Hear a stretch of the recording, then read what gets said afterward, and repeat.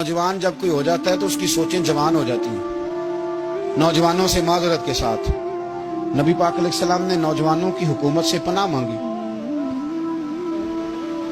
नौजवानों की हुकूमत से पनाह मांगी है इसलिए कि नौजवान बड़ी जल्दी प्यार भी करता है और बड़ी जल्दी नफरत भी करता है। सोचें मजबूत नहीं होती। नौजवान आदमी, जवान आदमी, बिखरी हुई सोचें होती हैं। मेरे रसूल करीम सल्लल्लाहु अलैहि वसल्लम नौजवानों से उनके मिजाज के मुताबिक डील करते थे, उनकी तबीयत के मुताबिक उनकी ज़हन साजी करते। हम ना जवानों को वक्त नहीं देते, हम मुतालबा करते हैं नौजवान से कि वो है नौजवान, बातें बूढ़ों वाली करे।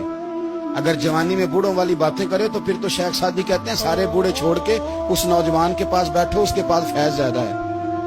अगर ऐसा हो जाए, क्योंकि दर जवानी तौबा करदन शेवाए पैगंबरी, ये तो अच्छी बात है, लेकिन मेरे अजीज अगर ऐसा ना हो, ऐसा मुमकिन ना हो, तो फिर नौजवान को आप उसकी तबीयत के मुताबिक डील करें। आप उसकी सोच देखें, उसका रवैया देखें, उससे प्यार करें। नबी करीम अलैहिस्सलाम के पास एक नौजवान दाखिल हुआ। अंदर दाखिल होते ही उसने फटाफट एक बात कर दी। कहने लगा या रसूलल्लाह मुझे जिना की इजाजत दे दें।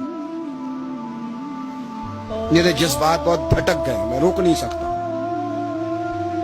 हमारे यहाँ हमारे घर में कोई फोन करे तो हम गैरतमंद बन जाते हैं। मेरी गैरत को गवारा नहीं कि कोई मेरे घर में फोन करे, और अगर मैं किसी के घर में फोन करूं तो फिर गैरत किधर गई? फिर भी आप गैरतमंद नहीं साहब, फिर भी आप गैरतमंद नहीं। अगर आप किसी के घर फोन करते हैं तो आप गैरतमंद नहीं, तो याद रखें अगर आप ये हरकत कर रहे हैं तो फिर आपको भी थोड़ा एहसास होना चाहिए ना। नबी करीम सल्लल्लाहु ताला अलैहि वसल्लम से उसने कहा मुझे जिना की इजाजत दे दे। हुजूर फरमाने लगे आगे आ जाओ। हजरत उमर कहते मुझे बड़ा गुस्सा था, मेरा दिल कर रहा था उठूं और दो थप्पड़ मारूं इसे।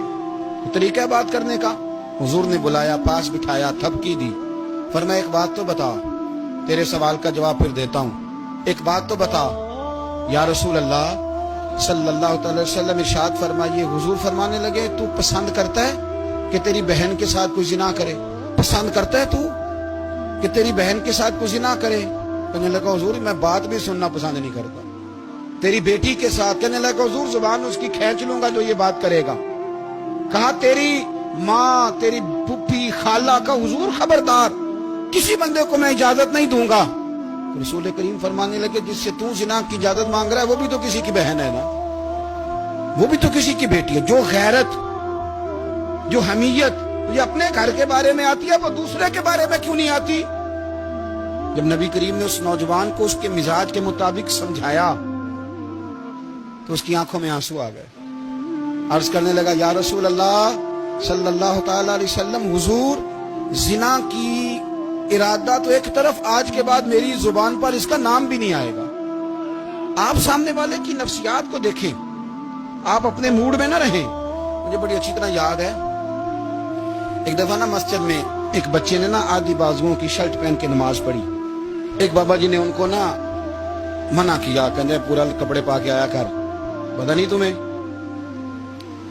वो कहने लगा, बच्चा कहने लगा नमाज हो जाती है, बाजू आप फोल्ड करके ऐसे करके बड़े बाजुओं फोल्ड करके पढ़ेंगे तो कराहत है, लेकिन वैसे भी आधे बाजुओं वाली शर्ट में नमाज हो जाती है। लेकिन अच्छा अमल नहीं, अच्छा यही है कि आपके बाजू पूरे हों। तो बुजुर्ग उनसे कहने पूरे कपड़े पहनो। कहने लगा भाई हो जाती है नमाज, मैं भी था। तो मुझे उन्होंने कहा जी हज़रत साहब बात सुनना। मैंने कहा जी हुक्म। कहने लगे इन कपड़ों में नमाज हो जाती है? मैंने कहा जी हो जाती है। कहते लगता है मुंडा चौधरीयां दा है, एक मुंडा लगता है चौधरीयां दा। फटाफट उसी वक्त उन्हीं पैरों पे मैं कभी है वाकई चौधरीयां दा बच्चा। लेकिन मसला ये है कि दीन चौधरी के लिए भी वही है और गरीब के लिए भी। तो आप इस बच्चे बेचारे को अंदर आने तो दें, इसको मस्जिद में दाखिल होने दें, इंशाल्लाह कपड़े भी ठीक पहन के आ ही जाएगा।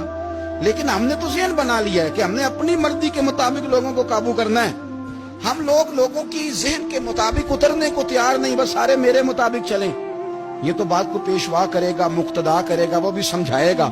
रसूल करीम अलैहिस्सलातु वस्सलाम लोगों को जबरन नहीं झुकाते थे, हुजूर दलाइल देते थे। नौजवान बच्चों को मौका दें, इन्हें समझाएं, इन्हें कायल करें, इनसे प्यार करें, इनकी नफ्सियात को समझें, उसके मुताबिक इनके साथ आप डील करें।